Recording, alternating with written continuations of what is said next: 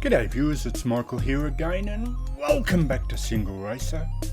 And as we check out another stunning sunrise on this amazing looking track, those of you that are my regular subscribers will know a few videos ago I introduced a new series. And I was simply going to call it the Battle Series, with the idea being that with all these new Assetto Land cars, I could group some of the cars together just to save time and come up with some battle ideas that suited a group of cars rather than just trying to show one after the other. And yet in my head this was always going to be the second Battle Series video, and a battle series that I was going to call Battle of the Grooves. And this is simply because I am not an F1 driver or a competent F1 driver, and so I wanted to kind of say a final goodbye, in video form at least, to these 4 amazing F1 cars. And so of course, as I move on to feature all these Assetto Land cars, I thought it was a great way to say a final goodbye, at least in video form. You know, I'll still enjoy racing them privately of course, but for now I want to put them away and move on to other cars. But simply because I'm not as competent as people like Ferrari Man 601 at driving F1 cars, there was still always this nagging feeling that just showing the videos that I had planned in my head wasn't quite enough. It just didn't feel quite right still. And so I parked the idea for a while, but then I had one of these light bulb moments, and it was when I featured my own Single Racer Special Edition R-Bath, and I used the camera editor to show a particular angle of the car. And so the reason the light bulb went off in my head was because I was always going to show, so the idea of this video was to show 4 hot laps in 4 of my favourite F1 cars, but from different angles. So the light bulb moment was the fact that there could be some people that have heard about the free roam camera or the camera editor but never used it. So I thought, what a perfect way to explain how it works, because there's a couple of limitations or things you might not know about to get it to work, and then use the 4 camera angles to show you the 4 hot laps in this, what I'm calling the Battle of the Grooves. And so now let's head on over to the track and I'll show you what I'm talking about in person.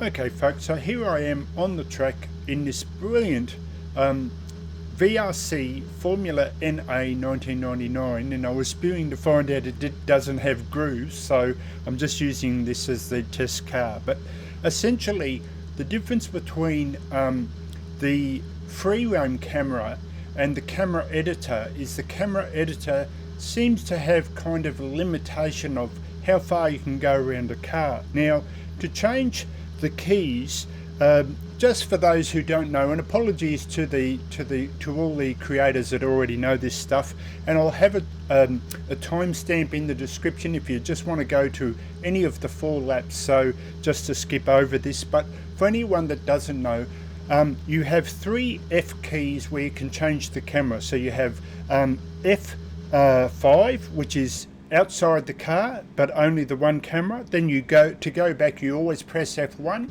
and you have a number of camera angles with F1 back to the wheel. And then you also have F6, which is a different set of camera angles which a lot of people use in their replays. Terrific. And again, to go back you just press F1. But what I'll do is I'll have a link to the free roam camera and how to install that, but once you have that enabled, you press the F7 key, and the difference with that is that once you do it, you're free to travel anywhere. So this is how people get a lot of landscape scenes of the actual track and things like that. And have a look at that beautiful Seoul sky there, just absolutely brilliant. but yeah, it has no limitation. Now, if I want to get back to the car, I will just press F1 again, and then I have access to the car. And now 2 final quick tips, just in case for those people that didn't know at all about this kind of stuff, is that the 2 advantages with the F keys is that what I can do often is if I go from F1 to F6, and I press F6, there's that view. And what happens is if I alternate between F1 and F6, that'll be the camera angle that you see. But what I can do, therefore, is on F6, press a couple of camera angles, or say we'll use this one as the example, and then that will stay on that angle, meaning that I could show a bit of the replay from F1, and then as soon as I press F6, it'll go back to the saved camera angle that you've chosen. So to give another example, if I show the driver, I can go to F1, I'm in the car, and as soon as I press F6 again, I'm automatically at that camera angle. It'll save that camera angle. And the difference with F5, because it only has the one angle, is I can still press the right mouse button and I'll rotate around the car. So I could be driving, and as I'm driving, you can rotate using the right mouse button, holding it down and until you want to, and then let it go, and that's a great feature as well. Let's go back now in car. And so now let me talk about those 2 slight limitations with the camera editor. And as a guide, I'll use the F5 key again and turn around the car, because the camera editor seems to act as if you could imagine this car in a giant shoebox, you know, just big enough to fit the car, and the camera editor seems to have a limit to how far back and forward it can go, unlike the free roam camera, which you can move anywhere. So it acts essentially like a big shoebox around the car that you can change the camera editor with. Now, if you don't actually know what I'm talking about when I say the camera editor, it's because you need to have the content manager installed. So if you're used to, hopefully you can see my mouse here in the center of the car, but if you're used to, in Assetto Corsa, moving the mouse to the complete right hand side and seeing a whole load of red buttons, they have now been replaced by the updated version of Content Manager. And so here what you have is you have 3 choices. You have the standard AC apps as normal, so they were the ones that were in the red. You then have, which were also in the red, any apps you've installed, as in mod apps from Race Department or anything like that. And then if you close that off, you have the developer apps that come with Content Manager. And here is the third one here, the camera editor. So the camera editor has that slight limitation, or it seems to, where you can only go so far and so far back or so forward. And the most important thing is that I have a lot of trouble with, because I still am not used to it, is what I'd call being in focus. And what I mean by that is, if I now press the F6 key, and see how it stayed on the driver there automatically, but let's go to that first one here. And if hopefully you can still see the mouse, but if I go up to back or forward here, and I click on it, nothing happens. And you know, I'm going, oh, it doesn't seem to be working, and I keep forgetting.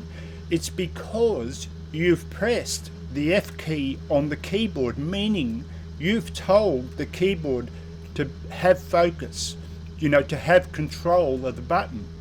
But if I then go up here and instead press the apps F keys, so you have here F1, F6, 1, 2, 3 and so on, and go back to that camera thing if I can find it. So let's see which was the one that one there, and now all the buttons open up. So you have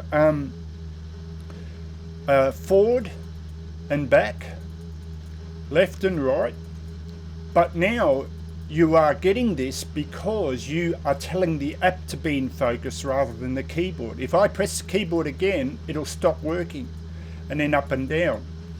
And so what was confusing to me in the next step is, well, if you see the mouse here, why is there 2 ups and 2 downs? It's because one is a straight, the bottom set is a straight up and down, but the top set is actually tilt up and tilt down. So what that means is, if you get really creative, you know, it's purely your imagination, you could go a bit forward, move the camera angle left, and then tilt right, or tilt left, or tilt down, and tilt right, say, and you can get some really creative camera angles. And you know, it's literally just up to your imagination. So essentially that's how it works. But just a reminder again, and now I'm pressing the keyboard key. As soon as I change the view in the keyboard key, suddenly when I click on this, nothing will work. And that's because I've given the keyboard the focus again. But in order to get the app to have focus, I need to press the F keys up at the top.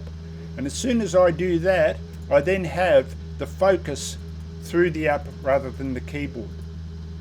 So what I'm going to do now is I'm going to show 4 laps with 4 different camera angles.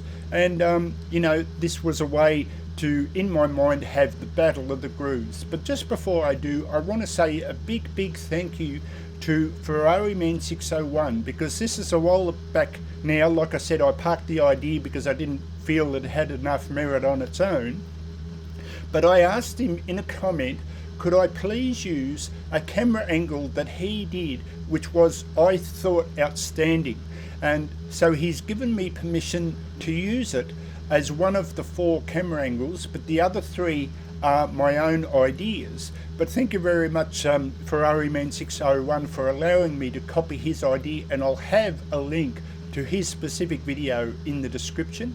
But he makes up one of the 4. But essentially, it's kind of the same as what other people do, because, you know, even though you can be creative to a point, at some point you're going to start copying ideas from other people once you experience how to use this app. So I hope you enjoyed that. So it's Michael signing out for Single Racer. I'll catch you next time. See you later, and let's go on the track and show you these 4 camera editor camera angles. Okay, see ya.